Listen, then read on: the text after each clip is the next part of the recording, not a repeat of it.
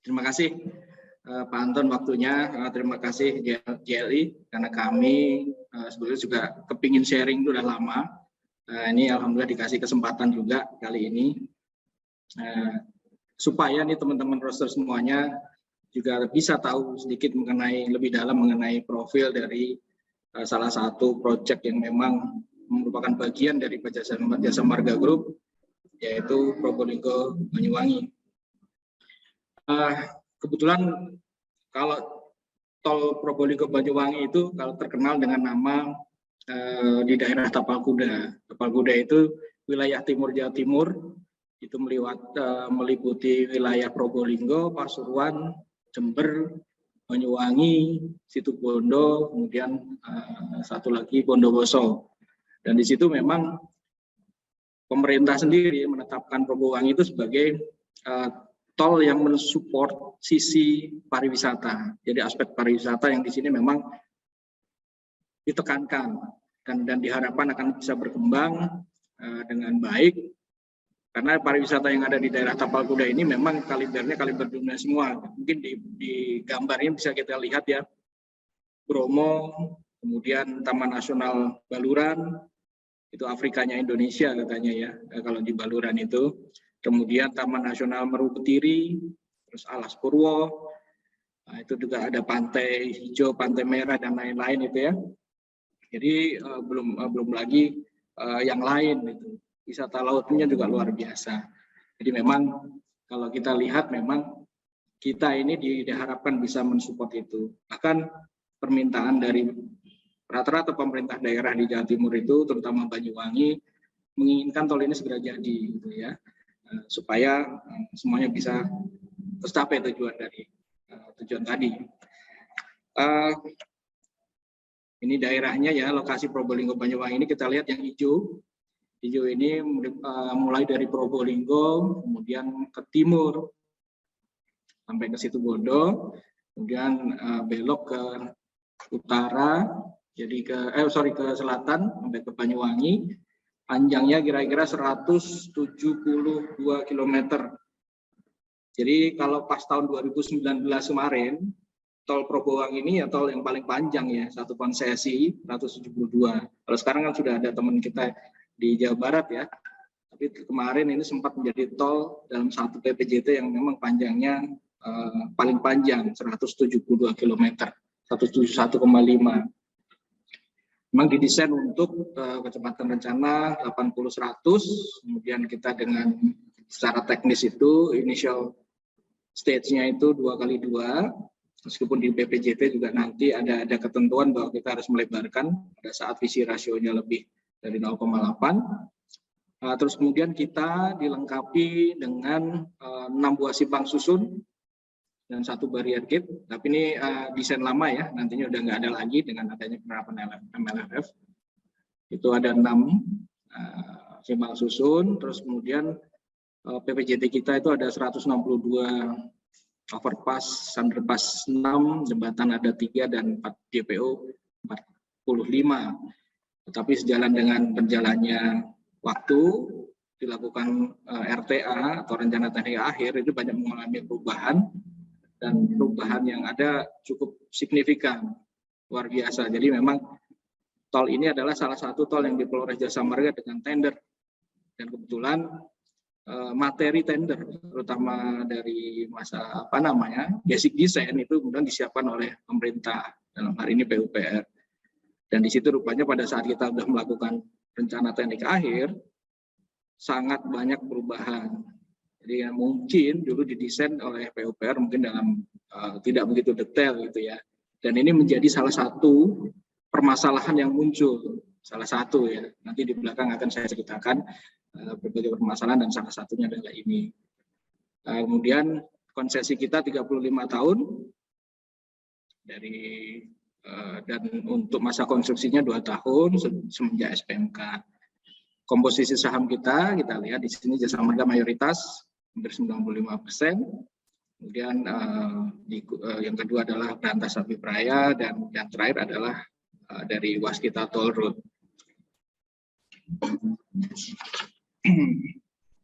Jadi kita memperoleh itu tadi dengan tender dan PPJT ini kita tanda tangani kalau nggak salah di tahun 2017.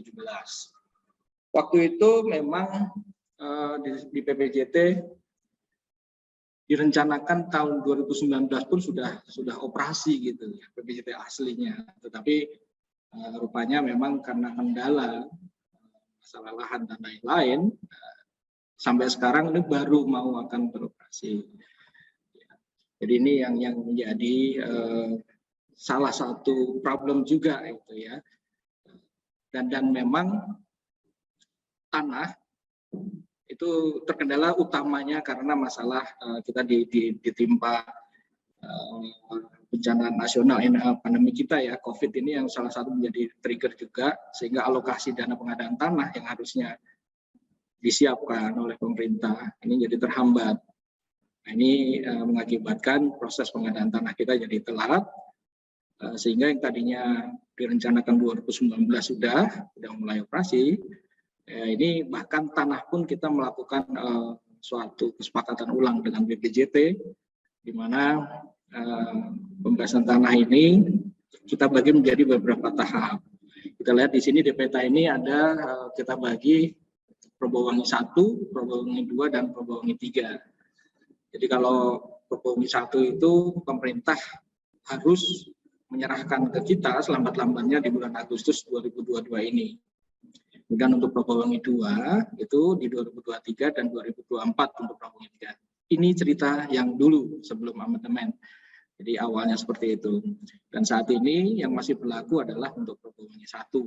Jadi pemerintah selambat-lambatnya pada tanggal, kalau nggak salah tanggalnya sekitar 28 Agustus 2022 harus menyerahkan seluruh lahan yang akan kita gunakan untuk konstruksi.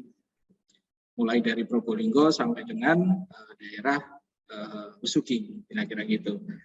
Kebetulan di sini kita mendapat suatu tambahan dari pemerintah.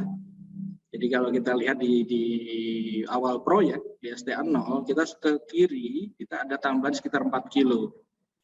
4 kilo itu asalnya adalah dari tol milik Paspro yang dikelola oleh BTR.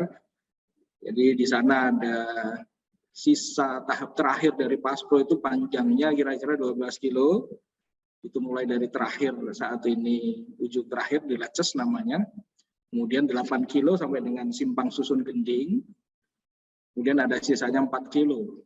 Nah, rupanya kemarin BPJT mungkin dengan atas usulan dari Paspro dan mungkin sudah dievaluasi dari sisi berbagai sisi, menawarkan kepada kita untuk ini dimasukkan menjadi salah satu bagian daripada Probowangi. Nah, ini juga nanti saya akan coba cerita secara detail ya bahwa kenapa sih kita mengambil, terus kemudian bagaimana dampaknya terhadap Probowangi sendiri. Mungkin di sini kita lihat ada beberapa lokasi ya, yang panjangnya ini Probowangi ini kalau nggak salah tadi 172. Terus kemudian yang akan kita kerjakan saat ini itu yang nanti juga serahkan bagian daripada amandemen yang dengan pink ini sampai dengan Besuki sampai dengan kilometer 45. Ini kenapa kira-kira gitu. Jadi ini salah satu permasalahan kita juga nantinya. Jadi memang boleh saya ceritakan di awal bahwa sebetulnya dengan panjang 45 kilometer sampai dengan Besuki itu mungkin biaya konstruksinya berbanding banyak dibandingkan dengan yang dari Besuki sampai dengan Banyuwangi. Mungkin boleh kalau boleh perkiraan saya dulu asalnya ya, asal sebelum saat ini dengan nilai PPJT itu nilainya adalah 1:3. Biaya konstruksi yang akan digunakan untuk membangun dari mulai Probowangi 1 dibandingkan terhadap Probowangi 2 dan 3. Itu 1:3. Mungkin ada isu baluran di mana nanti ada kemungkinan untuk kenaikan biaya konstruksi di sana karena ada permintaan dari Kementerian KLH minta di baluran itu dibuat elevated. Nah, itu akan menaikkan biaya konstruksi di sana sehingga perbandingannya bisa 1:4. Sedangkan trafiknya kami juga mencoba untuk melakukan studi ulang gitu ya, melakukan monitoring atau cek-recek lagi terhadap traffic yang ada, itu berbandingnya kebalik. Jadi 2:1. Jadi di sisi timur, di sisi barat yang sebelah kiri ini trafficnya hampir 2 kali lipat dibandingkan yang biru. Sedangkan biaya konstruksinya terbalik.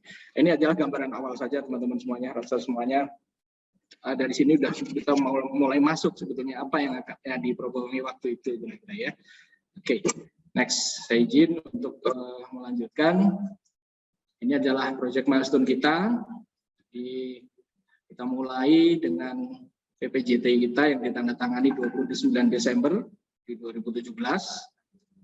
Terus kemudian terbitlah waktu itu SK penetapan lokasi untuk seksi 1 itu di Agustus 2018, disusul untuk penetapan seksi 2, seksi 1 tadi yang sampai dengan Python Busuki ya. Terus kemudian seksi 2 itu yang ke timur, dan seksi 3 selanjutnya adalah di Probowangi. Mungkin pada saat itu 2019 meskipun tanah kalau nggak salah waktu itu baru sekitar 5-10%, 8% kira-kira pembahasan di tahap 1 ya. Jasa Marga sudah melakukan proses pelelangan. Nah, di sini kita sudah ada proses penandatanganan kontrak untuk konstruksi maupun supervisi. Jadi 2019 kita sudah melakukan tender. Mungkin waktu itu kan belum COVID ya, dengan harapan akan segera dilakukan proses konstruksinya karena tanah sudah siap. Namun karena mungkin sudah COVID dan mungkin itu tertunda, jadi ini jadi salah satu permasalahan di dalam Probowangi. Karena rupanya tanah tidak kunjung bebas. Gitu ya. Oke, saya lanjutkan dulu. Kemudian 2020 kita mendapatkan persetujuan RTA untuk seksi 1, meskipun saat ini direvisi lagi karena ada beberapa kebijakan perubahan seperti penerapan clear zone, kemudian ada juga perubahan desain, optimasi dan lain-lain. Nah, 2020 November, di mana kita sudah mengidentifikasi ada kemungkinan bahwa PPJT kita ini akan merugikan kita baik secara perusahaan, PUJT maupun secara holding.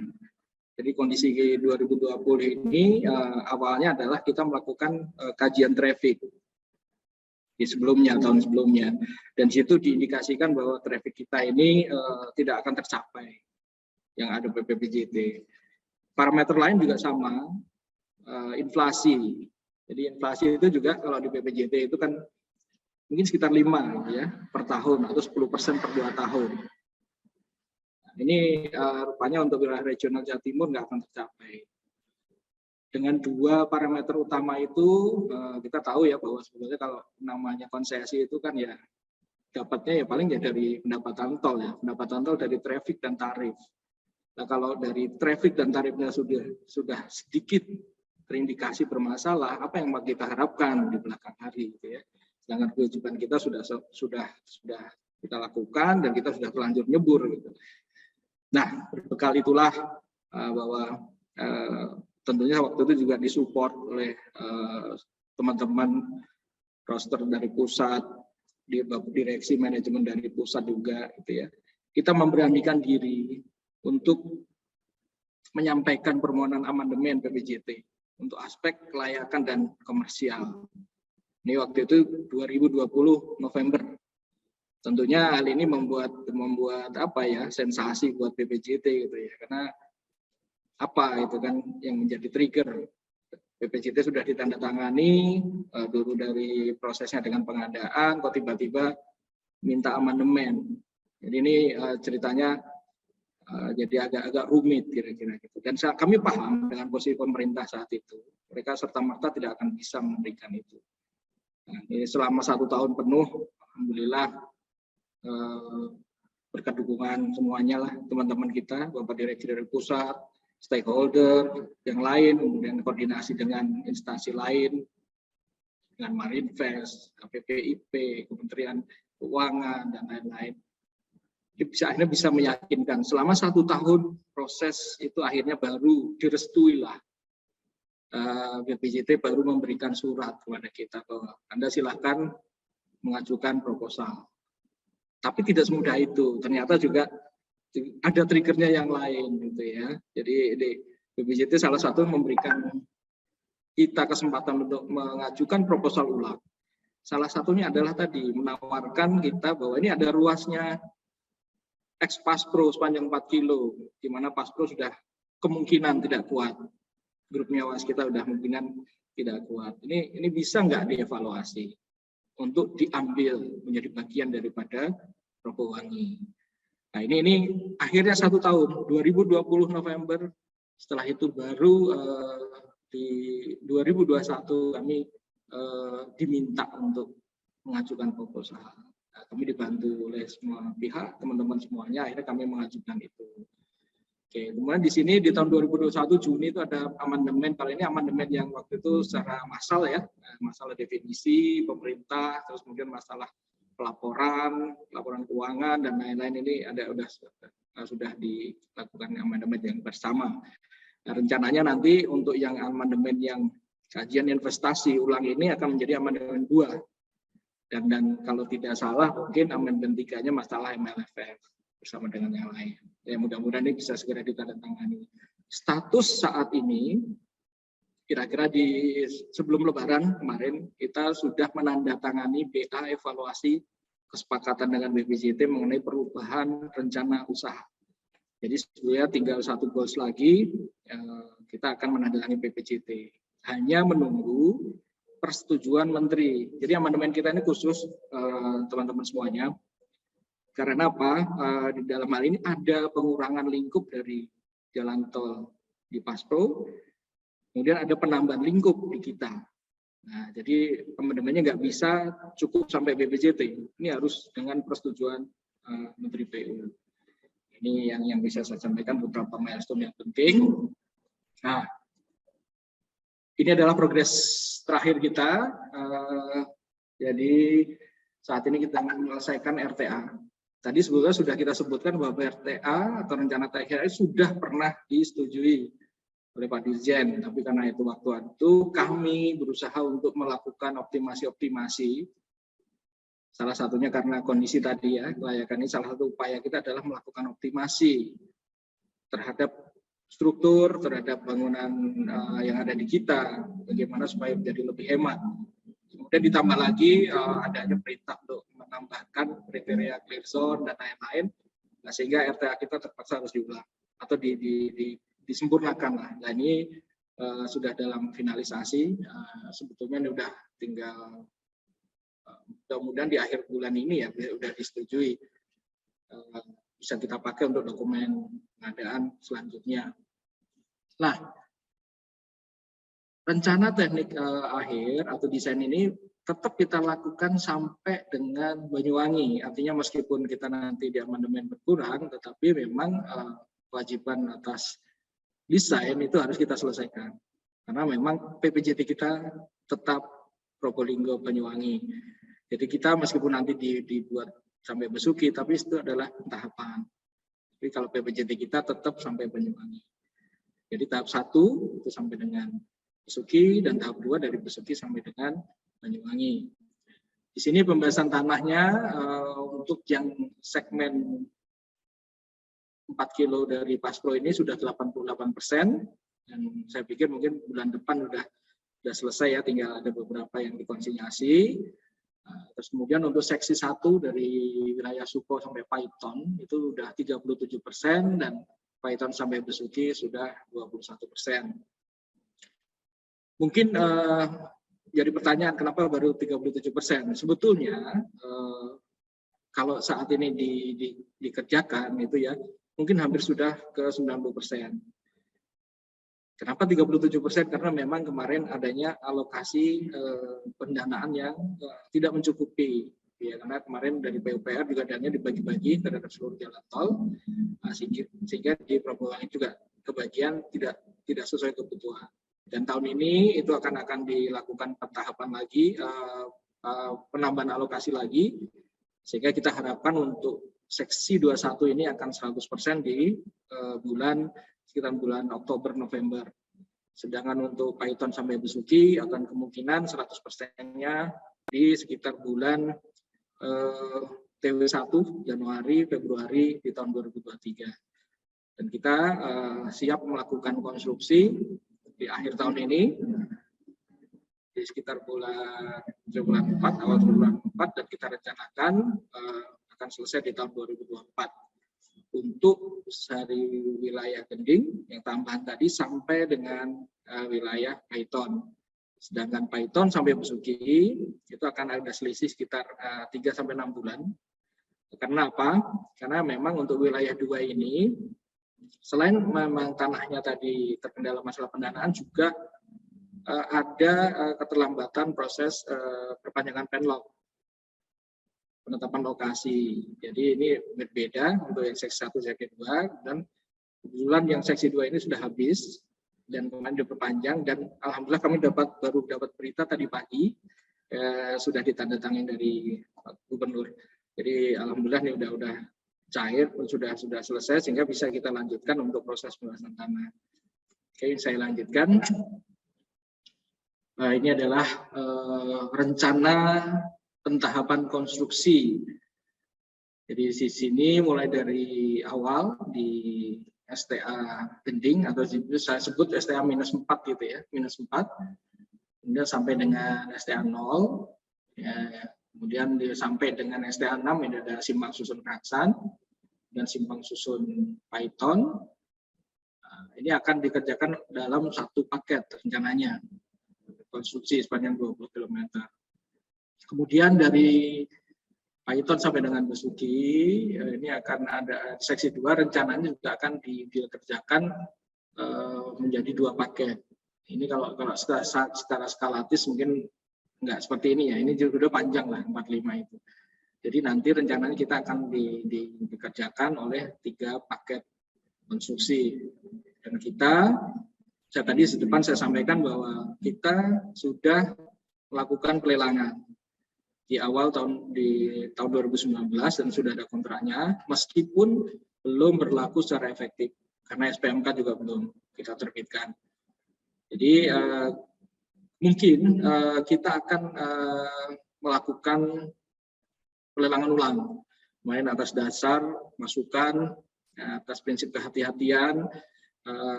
Kita mencoba meminta legal opinion itu ya dari Jamdatun dan lain-lain, memang direkomendasikan bahwa kita lebih baik melakukan pelelangan ulang.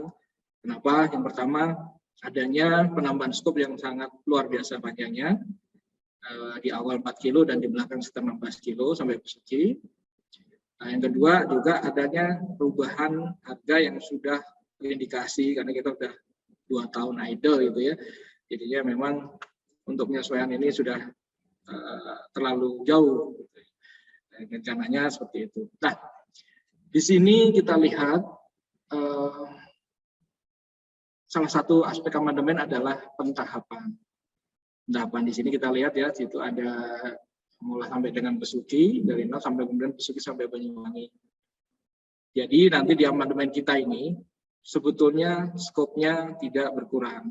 Jadi tetap dengan Banyuwangi, cuman pelaksanaannya itu dibuat bertahap. Tahap 1 sampai Besuki, tahap 2 dari Besuki Banyuwangi. Tahap kedua itu saat ini di PPJT tidak dihitung, belum dihitung analisis keuangannya. Kemudian akan dilakukan pada saat bukan sudah layak enggak gitu, tapi kita lebih luas lagi bahwa akan dilakukan sesuai dengan ketetapan pemerintah dan kesepakatan BUJT bersama. Artinya apa? Pada saat nanti seksi 2 akan dilanjutkan, nggak tahu itu triggernya karena sudah layak, bisa jadi, atau mungkin bisa jadi diambil pemerintah, gitu ya, dengan VJF atau apapun juga, gitu ya. Nah, itu baru dilakukan perhitungan ulang investasinya, dan kita akan melakukan amandemen berikutnya. Jadi tidak serta-merta seksi 2 ini kapan dilakukan. Mungkin ini ada sedikit case gitu ya. Hampir sama mungkin dengan beberapa ruas yang lain, mungkin dengan Bogor mirip.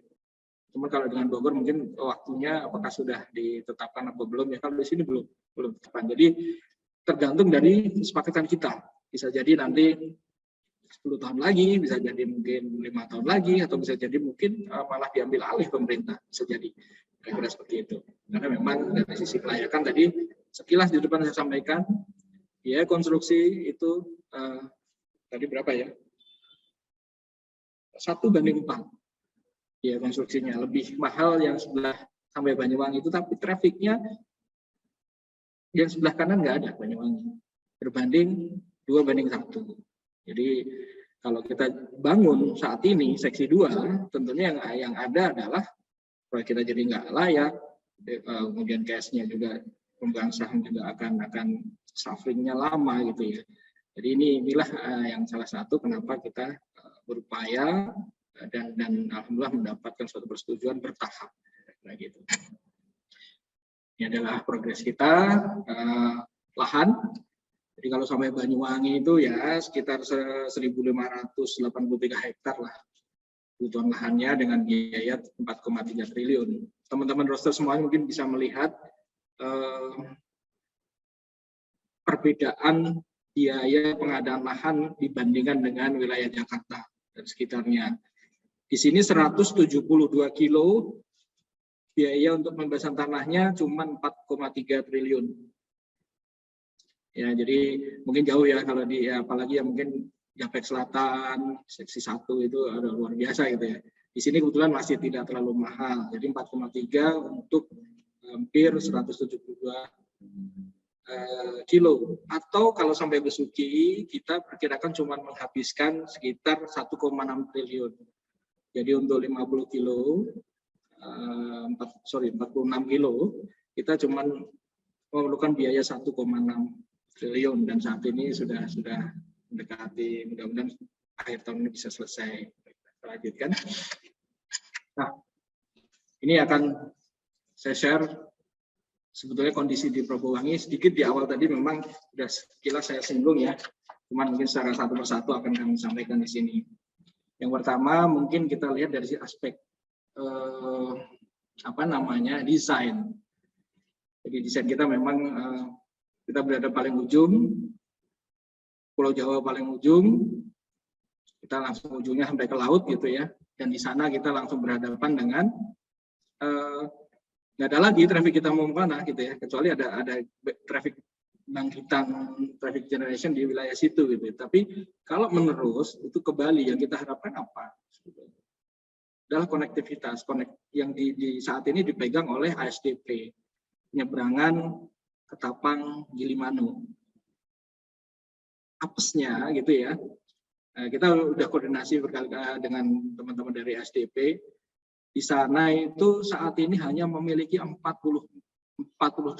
armada kapal penyeberangan, di mana yang dioperasikan hanya 36, sisanya untuk backup.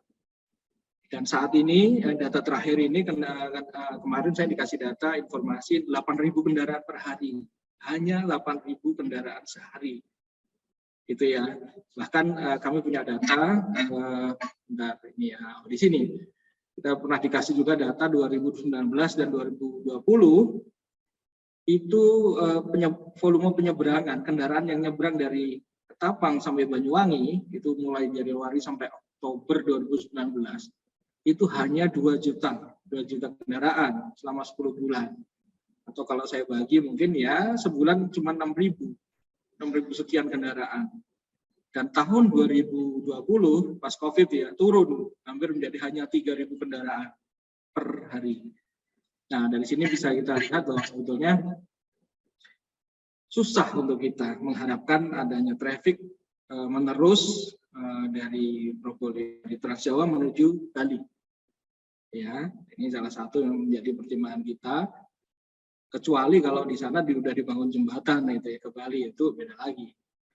Memang sih dari ASDP mengatakan dalam mereka punya RJPP akan menambah kapasitas kapal dan memutakhirkan kapalnya menjadi kapal yang bisa berjalan 10 menit sampai ke Bali dari Ketapang. Tapi itu kan RJPP mereka ya. Dan kemudian kita juga nggak tahu apakah itu terlaksana enggak. Yang terakhir, apakah itu kalau sudah dipenuhi mencukupi untuk kita? Padahal kita targetnya kan butuhnya berapa sekarang? 14.000 di awal tahun konstruksi. Jauh. Ini salah satu kendala. inilah kendala salah satu kenapa kita mengusulkan untuk memotong sisi timur, jangan dikerjakan dulu sebelum ini mencukupi, sudah dipastikan seperti itu. Ya, ini untuk yang kondisi ujung dari Probolinggo, Banyuwangi. Kemudian Taman Nasional Baluran. Nah, ini saya cerita sedikit Baluran. Di seksi 3 atau di wilayah Besuki sampai dengan Banyuwangi, kita kebetulan melewati Taman Nasional Baluran. Orang bilang ini Afrikanya Indonesia. Memang di sana ya suasananya mirip Afrika kalau fotonya pas bagus gitu ya. Jadi ya, seperti itu. Dan koordinasi antara PUPR dengan KLHK, kemudian mereka menginginkan agar di sini dibuat elevated. Dapat kita bayangkan 20 km elevated, sementara nggak ada bangkitan. Dan yang di sini hanya untuk mengakomodir perlintasan hewan. Di sini memang ada beberapa ya satwa yang di sini seperti itu. Kita lihat mungkin ya, ini tol kita itu yang merah. Kemudian Taman Nasional Baluran itu yang hijau semuanya itu. Nah, di sini ada macan tutul, ada banteng, ada kijang dan lain-lain. Ya, disinilah ini yang menjadi salah satu kendala buat kita, karena biaya 20 km elevated ini akan semakin menurunkan tingkat kelayakan kita. Jadi tanpa dengan elevated sudah berdarah-darah gitu ya, apalagi saat ini nanti dibuat elevated. 20 kilo hampir sama dengan MBZ gitu ya. Tapi di MBZ ramai, di sini nggak ada yang lewat. Nah, ini saat ini statusnya Menteri PUPR sudah bersurat kepada Kementerian KLHK mengenai Banyuwangi ini dan minta dilakukan pembahasan secara detail dan kemungkinan pengurangan dari elevated sepanjang 20 kilo, kemungkinan kemarin dinego kalau nggak salah itu sekitar 6 kilo ya, atau 2,5 sampai 6 kilo mungkin ya yang diajukan. Dan ini masih dalam proses pembahasan. Pembahasan ini juga yang menyebabkan desain RTA seksi 3 kita terhambat. Jadi karena ini bagian dari seksi 3, jadi terhambat karena kita subjek di sini. Ya. Dan sementara itu ada di levelnya ada di antar kementerian. Ini ya, mungkin bisa sampaikan di Baluran. Terus kemudian kita juga melewati perlintasan dengan zona tempur TNI. Itu di seksi 3 juga, tapi sebenarnya isu ini udah lama dan sudah diselesaikan, tapi pernah waktu itu menjadi isu karena ada isu bahwa kalau zona tempur ini dipakai latihan tempur, maka kendaraan itu harus berhenti. Waktu itu mungkin sempat didesain, diusulkan kita pakai terowongan gitu ya. Ya tidak bisa dibayangkan sebetulnya ya. Udah terowongan, panjang gitu pelintasannya, tambah nggak layak kira-kira gitu. Nah, kalau ini sih sudah selesai, akhirnya kemarin disepakati, penyelesaiannya adalah dengan memberikan rest area di awal dan di setelah zona latihan tempur. Jadi tentunya kalau ada latihan itu dari TNI juga tidak mendadak gitu ya, pasti ada sosialisasi dan kemungkinan kendaraan yang akan lewat bisa sementara diberhentikan di situ. Saat ini diputuskan seperti itu, sehingga desain kita di situ ada 2 rest area, 4 2 sisi, masing-masing jalur A, jalur B, jadi 4 di situ. Kemudian ujung tol kita dengan arteri Pelabuhan Ketapang itu juga sebetulnya potensi problem. Potensi problem kenapa? Di jalan arteri Ketapang itu jalannya kecil dan sudah diindikasikan waktu itu kami sempat diskusi dengan almarhum Pak Richard juga ya di sana. Ini akan menjadi potensi kemacetan yang luar biasa di ujung tol kita. Begitu keluar tol masuk ke arteri Ketapang, kemudian masuk ke pelabuhan langsung. Ya di sini akan problem karena rupanya pelintasannya nggak langsung gitu ya, harus ada daerah yang harus dan sementara kapasitasnya nggak mencukupi. Waktu itu sempat dibahas menggunakan rest area terakhir kita yang di wilayah dekat Ketapang untuk kantong sementara menahan traffic. Dan sebetulnya di situ ada potensi bisnis dan lain-lain. Namun memang rupanya ya kalau kita prioritasnya ya jalannya sendiri belum layak saat ini ya, sehingga nanti sajalah. Kemudian ada juga isu berikutnya adalah pengembangan jaringan jalan tol selatan. Jadi kalau roster semuanya mengecek itu ya di webnya PUPR gitu ya. Saat ini sudah ada bahkan perpresnya itu ya, tol Probolinggo Lumajang, Lumajang Jember dan Jember Situbondo. Ini saya balikin lagi ke peta. Nah, oke, di sini kita lihat Probolinggo yang paling kiri merah, tol kita ini yang ke arah melalui Pantura, kemudian sampai Banyuwangi.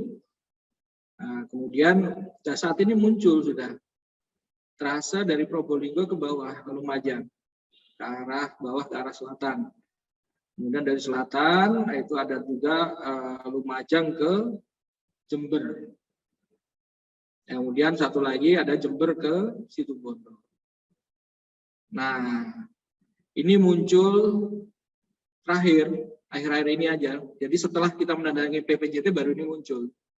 Nah, tentunya kami juga sempat mengajukan keberatan ya kepada pemerintah. Kenapa sih sebetulnya kita aja belum terbangun, trafiknya juga belum terpenuhi, kok sudah ada istilahnya kan kompetitor kita ya.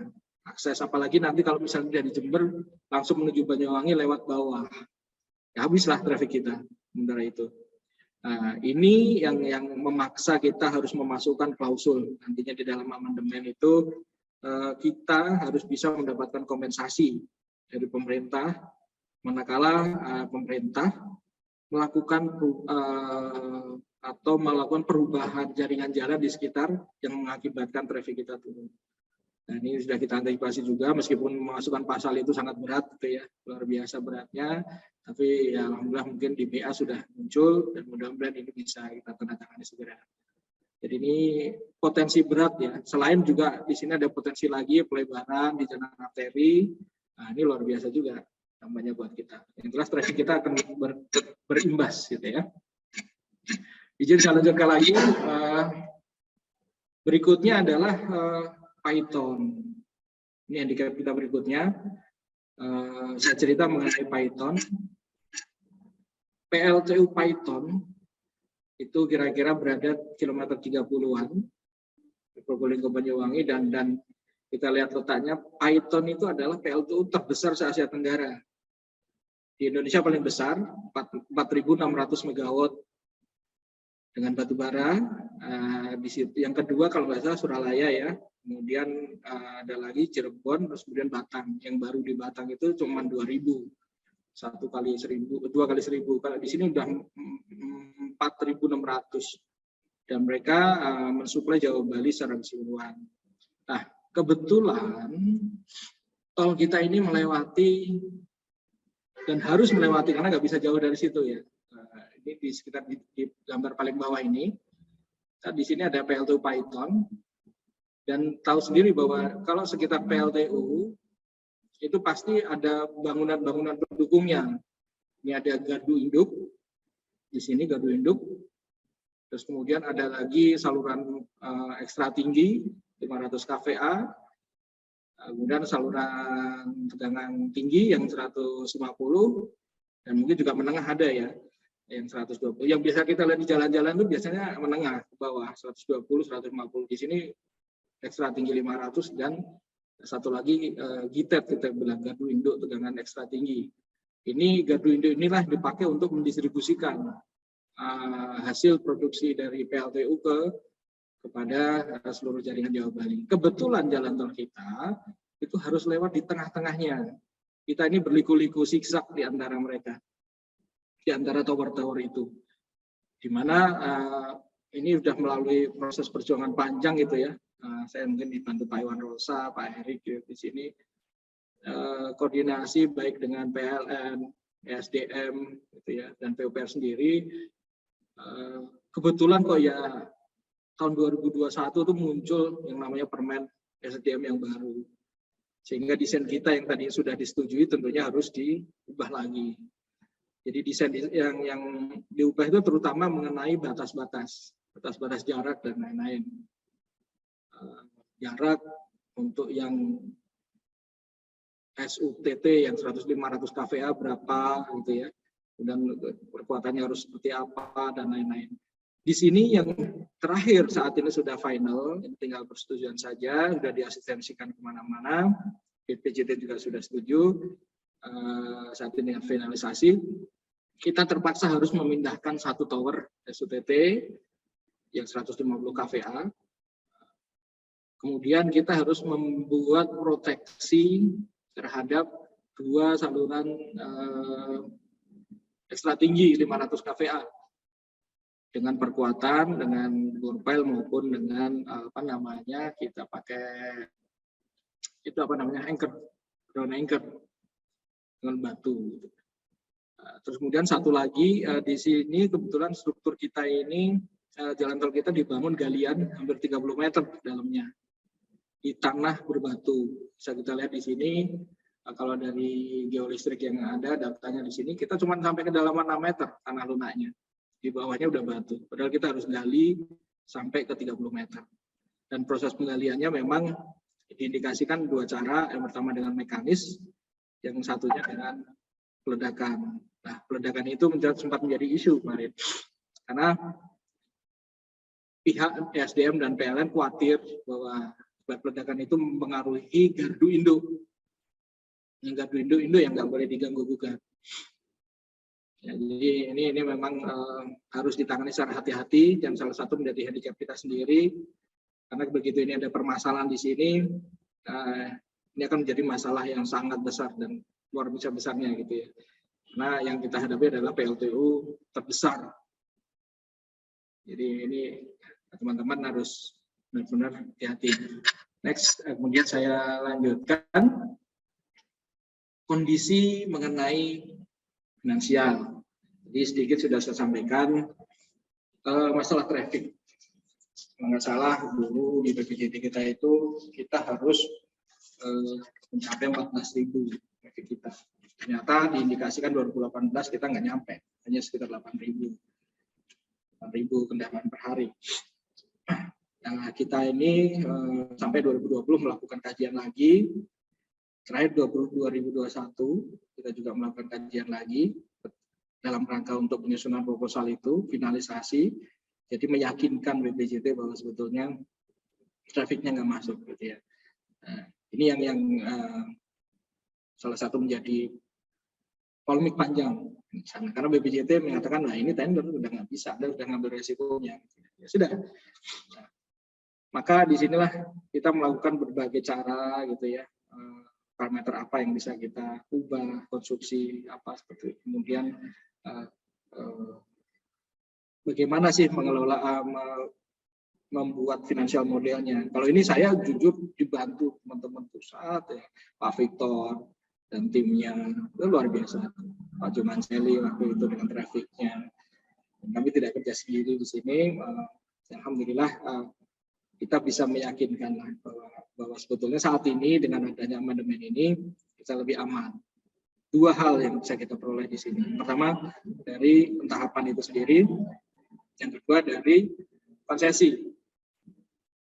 Belum apa-apa konsesi kita sudah ditambah jadi 40 tahun. Jadi luar biasa sih. 35 tahun aslinya untuk 170 kilo, sekarang hanya untuk 50 kilo kita mendapatkan 40 tahun.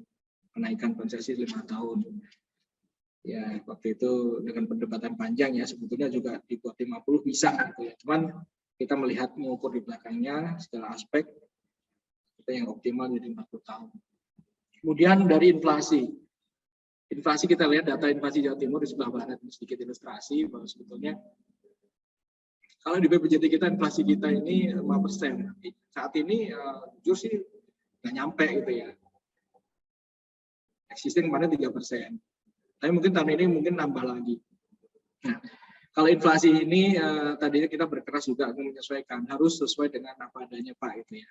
Tetapi rupanya dari BPJT juga melihat ini bagian daripada risiko. Dan inflasi ini saat ini realisasinya mungkin sekitar antara 3-4%. Ya mungkin 1% di bawah BPJT. Ya mudah-mudahan ini kalau ini masih dari probabilitasnya masih bisa memungkinkan ya selama trafiknya masih tercapai.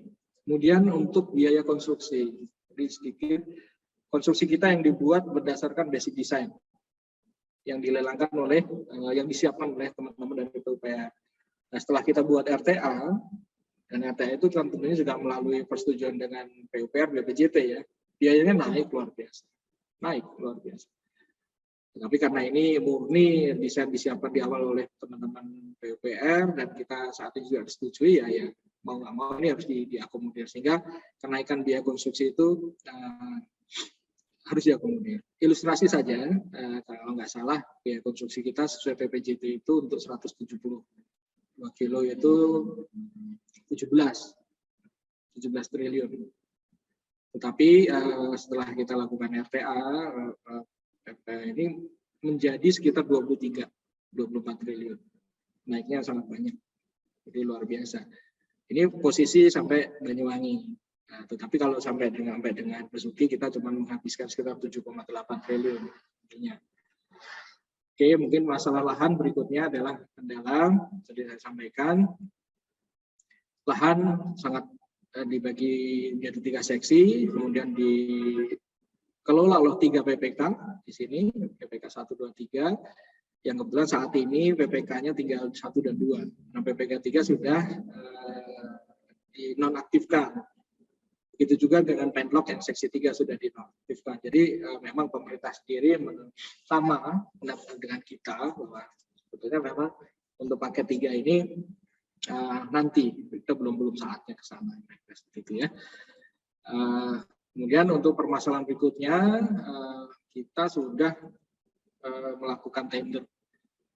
Ini tadi sedikit saya sampaikan, teman-teman kontraktornya harus kita apa ini? Apakah kita suruh melakukan kerjaan dengan harga yang lama pasti nggak mau gitu ya. Tetapi kalau diberi kenaikan tentunya kita harus melihat GCG-nya kita seperti apa. Itu yang harus kita jaga. Jadi saat ini mungkin kita akan melakukan lelang. Ya, oke. Kemudian untuk perubahan desain, ya kita ada perubahan desain tadi sedikit. Kemudian ada satu lagi, kita ada potensi gali buang itu 4 juta kubik. Ini masuk ke agak detail ya ke konstruksi.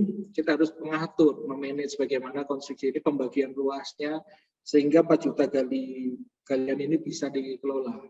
Nggak bisa dibuang begitu saja. Jangan sampai salah satu sisi dibuang, salah satu sisi beli di tanah atau baru material gitu ya.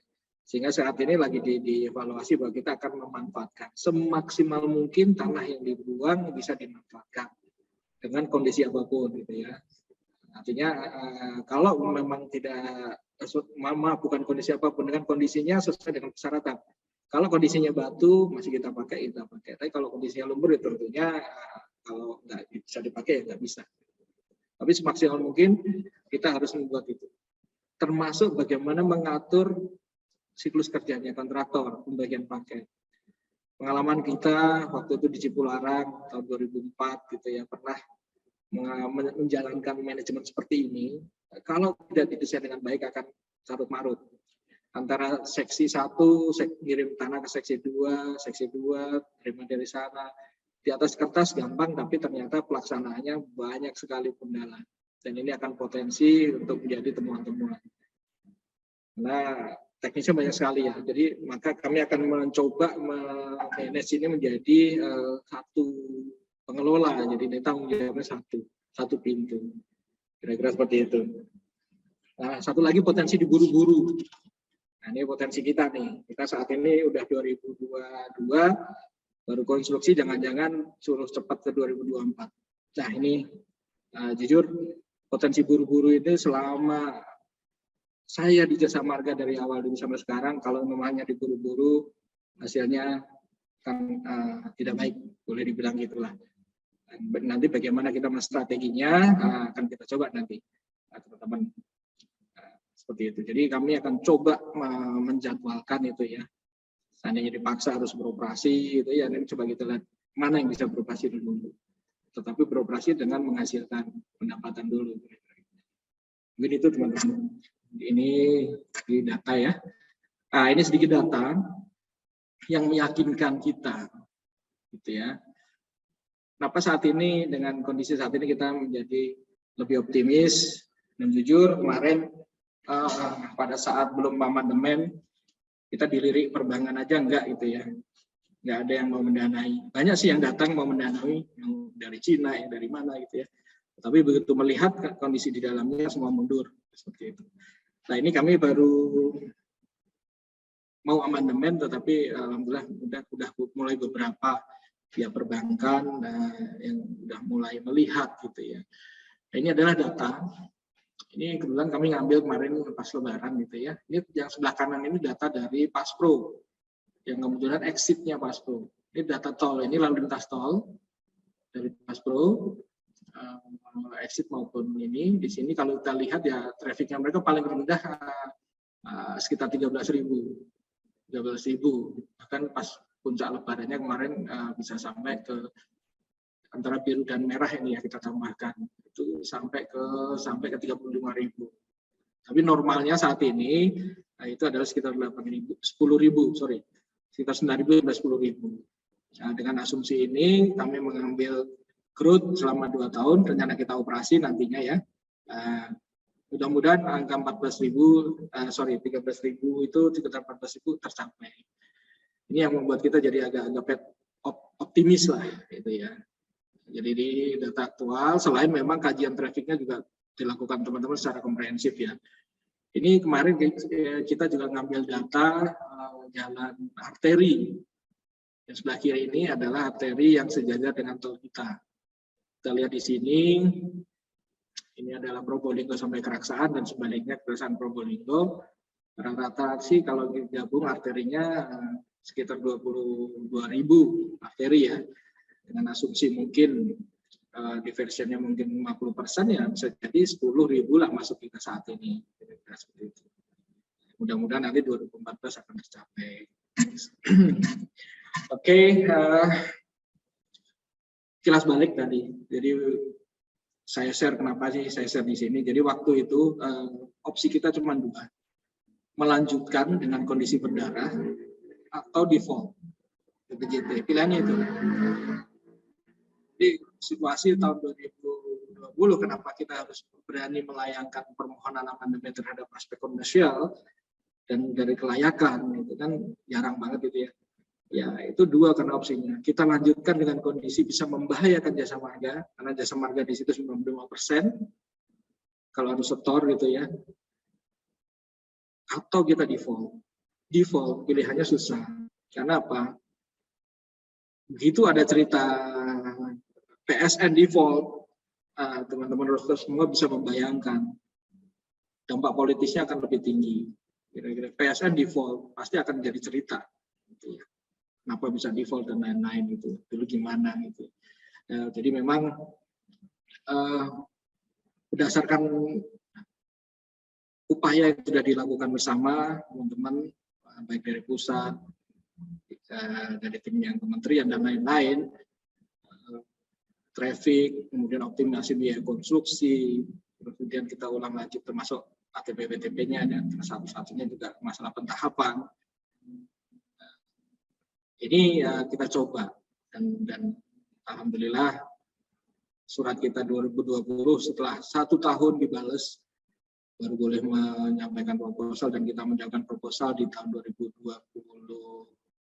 awal dan alhamdulillah kemarin di bulan Mei kita sudah tanda tangan untuk BA kesepakatannya. Tinggal satu lagi selangkah amandemennya, tinggal tunggu Pak Menteri persetujuannya. Jadi itulah yang ada di Probowangi, beberapa kendala tadi di sini saya tulis lagi sebetulnya, tapi sebetulnya sudah tergambar tadi ya. Tentunya seluruh proses ini baik secara organisasi, administrasi maupun ini kita bungkus dengan tetap dengan menjunjung tinggi budaya kita, akhlak tetap kita junjung tinggi ya. Bagaimana kita berkoordinasi, bagaimana kita ngatur dari sumber daya kita, bagaimana kita menjalankan SOP yang ada di kita, semuanya kita jalankan. Jadi tidak hanya secara internal, organisasi itu juga secara eksternal kita tetap menjunjung tinggi akhlak ini. Seperti itu. Apa yang sudah kita jalankan ini sebetulnya sudah textbook lah, sudah lazim gitu ya. Kalau kita tinggal care saja bahwa sebetulnya ini sudah merupakan teori dasar yang ada sejak zaman dulu. Bahwa kalau kita lihat di sini life cycle dari sebuah project itu seperti ini gitu ya. Kita akan mengalami beberapa fase, mulai dari persiapan, kemudian konstruksi, kemudian dari pembangunan sampai ke operasi dan kemudian balik lagi. Di sini banyak hal yang harus kita maintain gitu ya. Harus kita maintain potensi-potensi resiko yang ada. Tadi sekilas di awal di sini mulai dari perubahan desain, baik eksternal maupun internal, kemudian resiko organisasi. Ini saya maksud adalah secara luas ya, jadi termasuk stakeholder kita, organisasi secara keseluruhan, dengan kementerian, dengan BPJT, dengan PUPR, proyek sendiri, internal dan lain-lain. Kemudian ada resiko kebijakan perubahan, jelas ini terjadi, adanya resiko penambahan kemarin collision zone dan lain-lain itu ya, sehingga kita harus merubah desain. Kemudian financial cost juga jadi kendala, karena sebetulnya kita dari awal PPJT kita belum bisa financial cost ya, yang asalnya dari financial close gitu. Kita belum dapat waktu itu, ya, belum ada yang mau.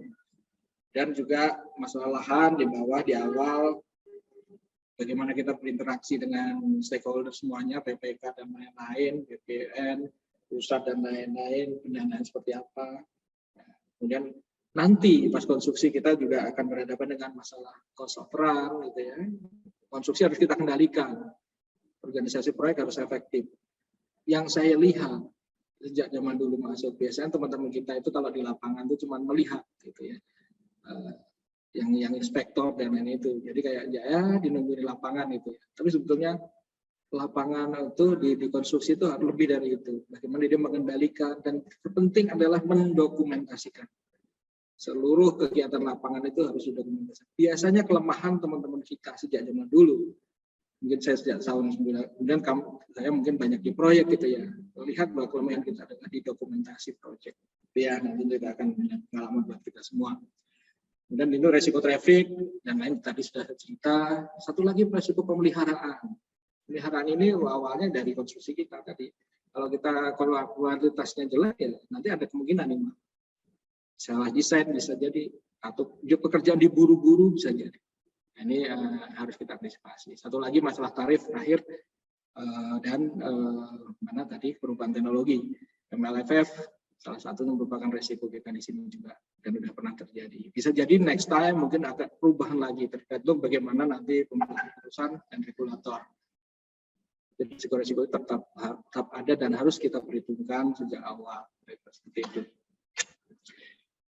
Ini materi amandemen kita tadi. Jadi yang kita amandemen kemarin untuk itu adalah skopnya nambah, biaya nambah, kemudian staging. Stagingnya kita bertahap. Satu lagi tarifnya dari 1.800 ke 1.600. Memang di sini tarif turun karena memang 1.800 PPJT ini ternyata ada di atas ATP-WTP kita. Sehingga kemarin BPJT minta supaya dilakukan kajian ATP-WTP dan ternyata kita diminta untuk menyesuaikan di bawah itu. Sehingga tarif kemarin menjadi 1.680 per kilometer. Satu lagi konsesi. Terakhir, goals kita. Kenapa saya bilang di sini jadinya mengelola Propowangi mendukung jasa marga kuat. Yang pertama, yang jelas ini sudah konsesi sudah dipegang Jasa Marga Group. Jadi pilihan kita tadi saya sampaikan mau diteruskan dengan berdarah atau default.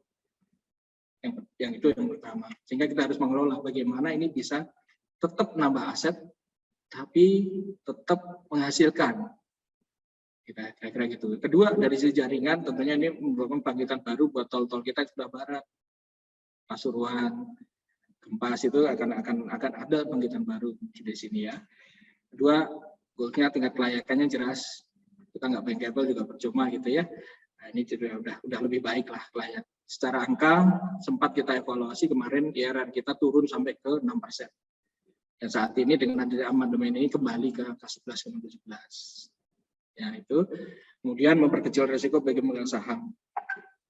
Jadi ujungnya itu karena pendanaan oleh pemegang saham, ya kita harus jagain itu. Satu lagi adalah mensupport kebijakan recycling aset. Jadi rasa semuanya dengan adanya perbaikan ini, mudah-mudahan ini banyak yang sudah mulai melirik nih Propowangi.